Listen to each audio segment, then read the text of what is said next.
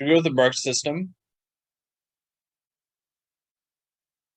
So market systems are important to ensure that the decentralization or centralization. So for laissez-faire capitalism, the government is only used to protect private property from stealing and then providing legal constraints.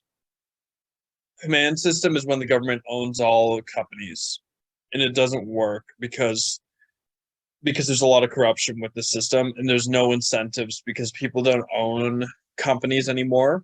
So there's no incentive to grow companies. So there's a lot of issue with that. Market system is the best system out of here because it is the mix between all the good aspects of the command system and all the good aspects of the laissez-faire system. It's more of like a hybrid, and that's what you want. You want to take the best aspects of each system because both command and laissez-faire, they're not all bad, but there's a lot of flaws to each, but a lot of good parts to each. So it's good to pick and choose what's good and bad. Market system focused on protecting private property, freedom of enterprise, freedom of choice, self-interest, competition, and market prices.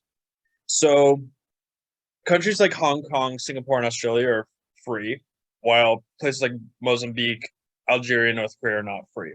So it's better to be more in the freedom spot. So having high economic freedom is good for the economy, but you need a mix of you need a mix between some government control and private company freedom. So you need a mix between government control and private company control. It's good to have advanced technology and capital goods because it allows for more efficiency in production. And money is good because we need money to trade. We can't trade a car for food. It just doesn't work because the value is just so different. So we need money as a medium of exchange. We need units of exchange. That's why money is important because we can't trade a plane for food or a plane for cars. We can't do that. We can't trade a house for Beanie Babies. Like it just doesn't work. We need money because there's no it can provide value for a transaction.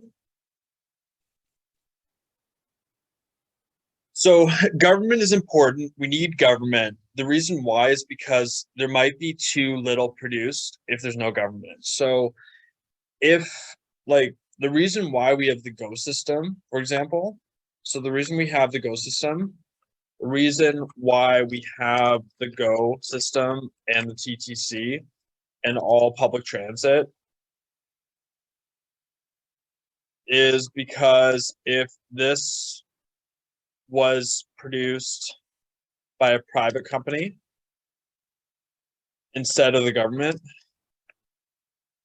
the fees would be too high for people and no one would use transit. Therefore, transit would be produced way less than needed. That is why the government runs it, because the government can keep prices low, super low, and take a loss because they're not motivated by profit.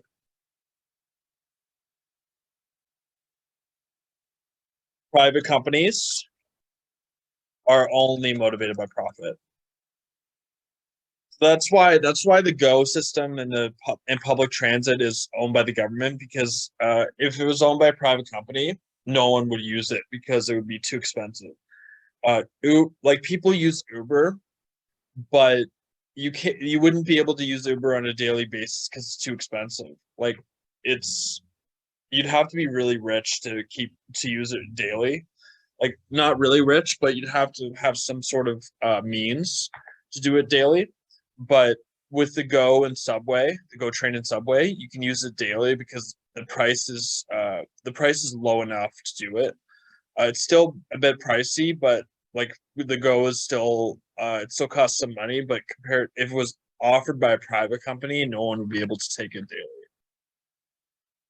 That's important. We need to have some government, and also we need to have government to stop, like, let's say Amazon is polluting.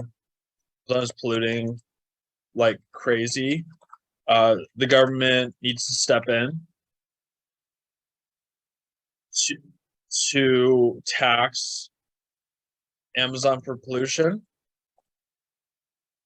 and this would restrict output.